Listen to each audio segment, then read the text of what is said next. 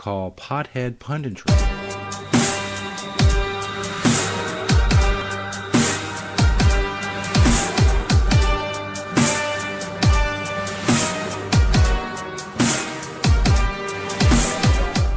Our nation stands on the brink. Every day brings new federal encroachments that take our freedoms and strangle our will. There comes a time when the silliness must take a back seat to the serious issues of the day. The time is now. It's time to fight back and reclaim the freedom that is rightfully ours. It is time to discuss the serious issues of the day with Stoner Jesus's Pothead Punditry.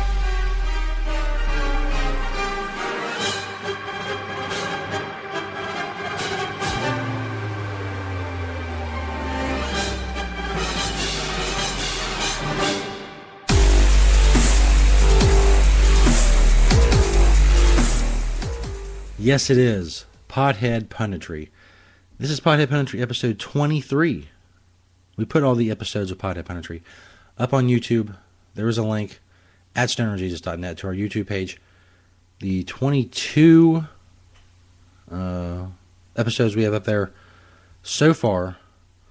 And let's put a new one on tonight from back on number 22. This is 23. Live, of course. We're getting more subscribers on there. But as I said, we put it up there tonight, and so go share it. Go share all of the videos for Pothead Punditry. Is our political segment. And I put them on YouTube so you could share them and spread the word about important news that our stoner community otherwise might not know. You never know where they get their news, if they know what's going on. Tonight I'm going to tell you something about very, very important. And that is the Council on Foreign Relations. I was just thinking, Stoner Jesus, that sounds boring. Well, really, these are the people that run your life. These are the people that control the world. The Council on Foreign Relations. The story is from Infowars.com, which you should go to and bookmark. It is a very good site, Infowars.com. The original story is from Washington's blog.com.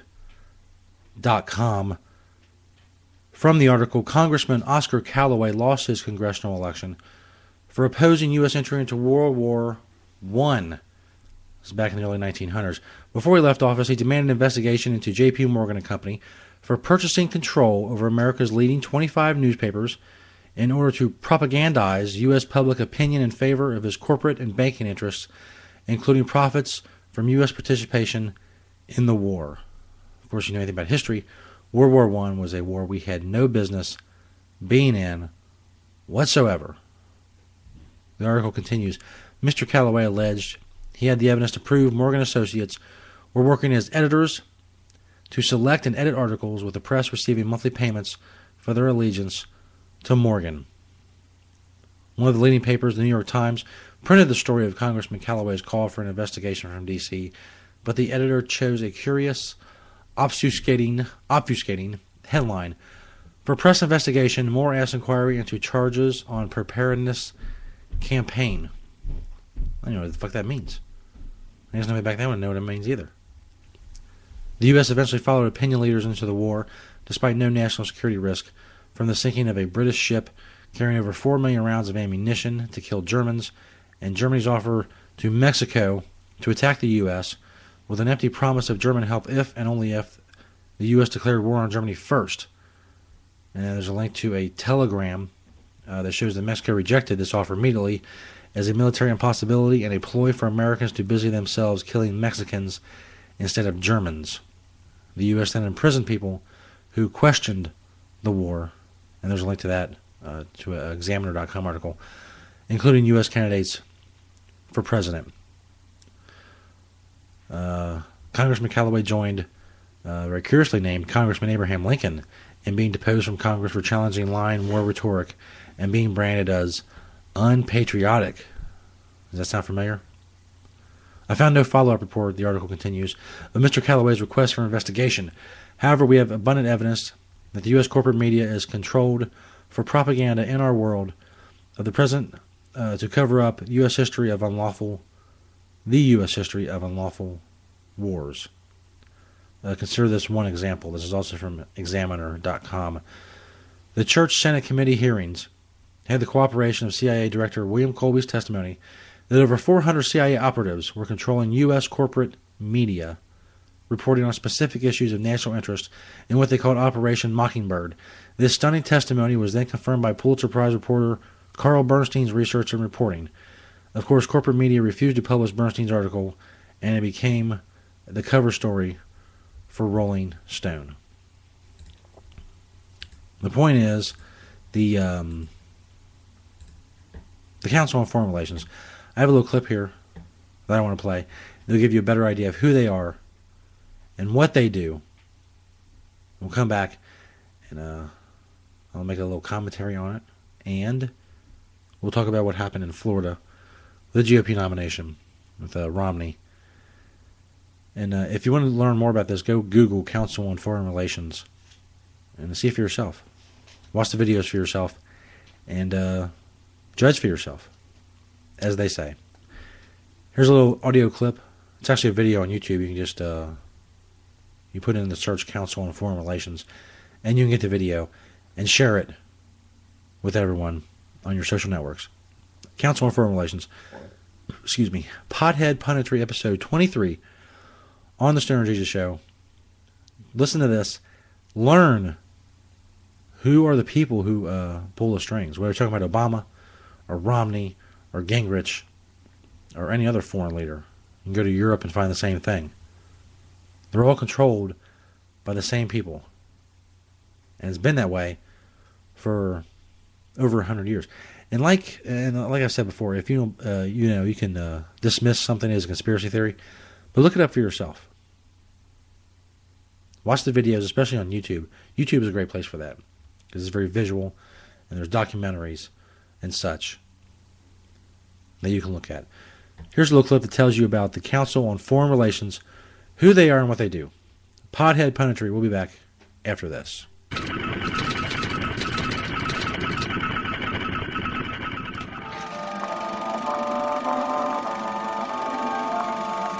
The year is 1917, and Representative Oscar Callaway enters a disturbing statement into the U.S. congressional record. The statement reveals why J.P. Morgan interests hired 12 high-ranking news managers. The 12 were asked to determine the most influential newspapers in America. They were to figure out how many news organizations it would take to control generally the policy of the daily press of the United States. The 12 found it was only necessary to purchase the control of 25 of the greatest papers. An agreement was reached. The policy of the papers was bought, and an editor was placed at each paper to ensure that all published information was in keeping with the new policy. Soon, that policy would be defined by a front group formed by J.P. Morgan and his colleagues. In fact, Morgan's personal attorney was founding president of the organization, the Council on Foreign Relations.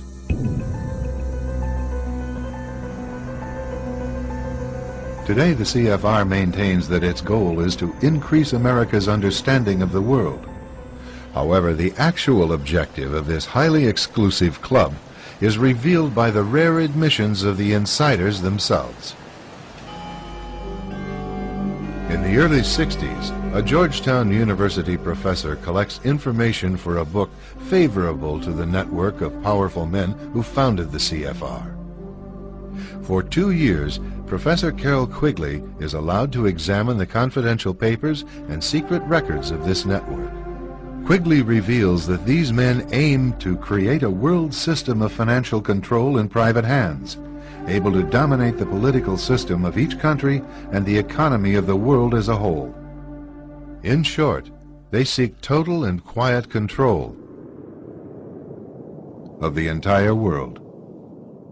And the CFR is their most visible conduit for carrying out that agenda. CFR members include America's wealthiest tycoons, as well as the highly placed elite in government, academic institutions, tax-exempt foundations, and the establishment media.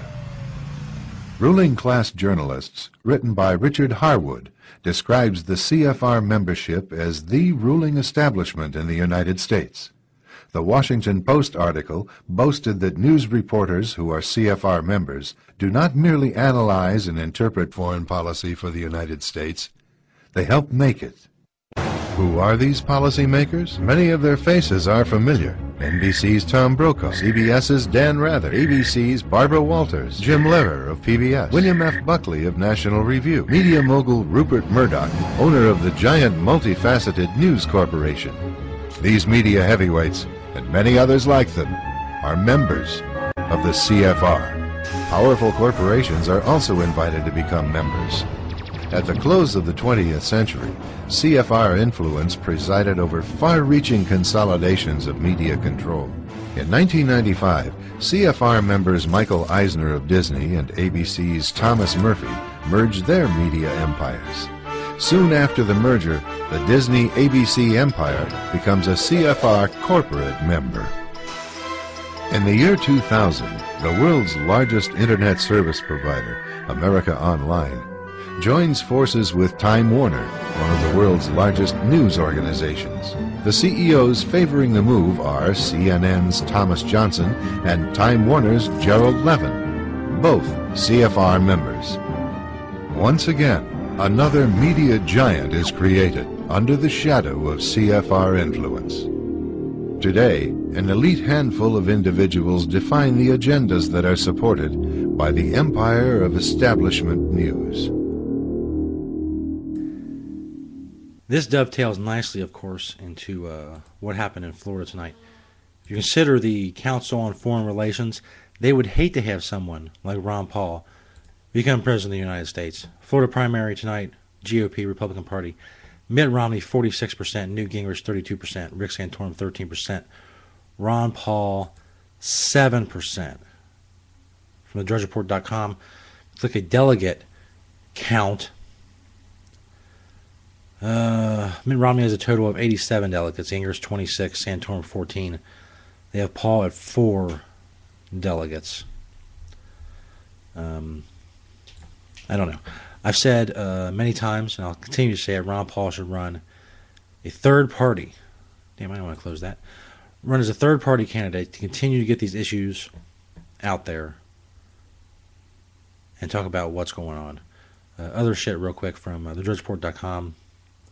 Romney's going to receive Secret Service protection. I guess is the heir apparent of the Republican Party.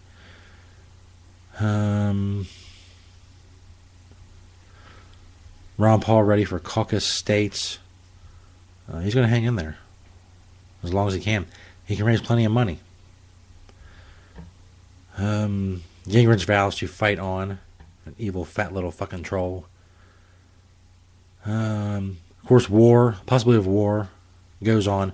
Russia warns against UN action in Syria.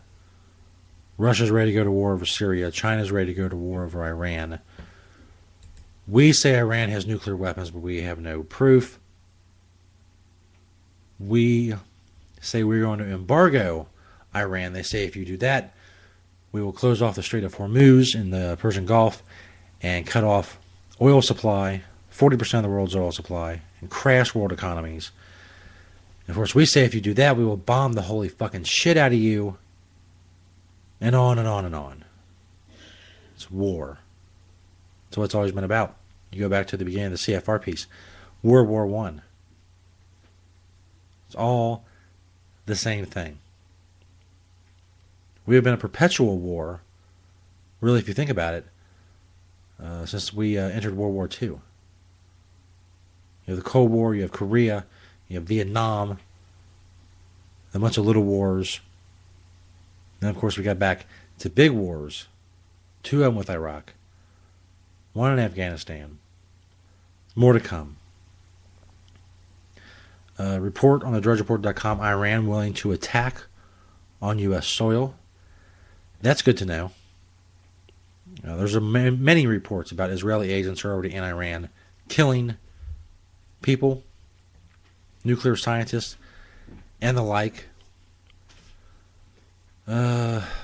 CBO, in unemployment news, CBO says real unemployment is at 10%. It's even more than that. I tweeted out a story the other day about how since Bush left office, the amount of people without work looking for work dropped from 62% to 58%, meaning a ton of people left the workforce, which is not reflected in unemployment numbers. These are people who have just given up and gone on to something else, like robbing banks or something. Whatever they got to do. Federal taxes to jump 30% in 2 years. That's the government needs more money. They're running up deficits. They're printing money. They're spending money like there's no fucking tomorrow. And isn't that the plan? Isn't that the whole fucking plan all along? To destroy the world economy, and then we come begging to them for fucking help with our handouts. Say, please help us fix it. And then they have us. That's Pothead Punditry, episode 23. Ron Paul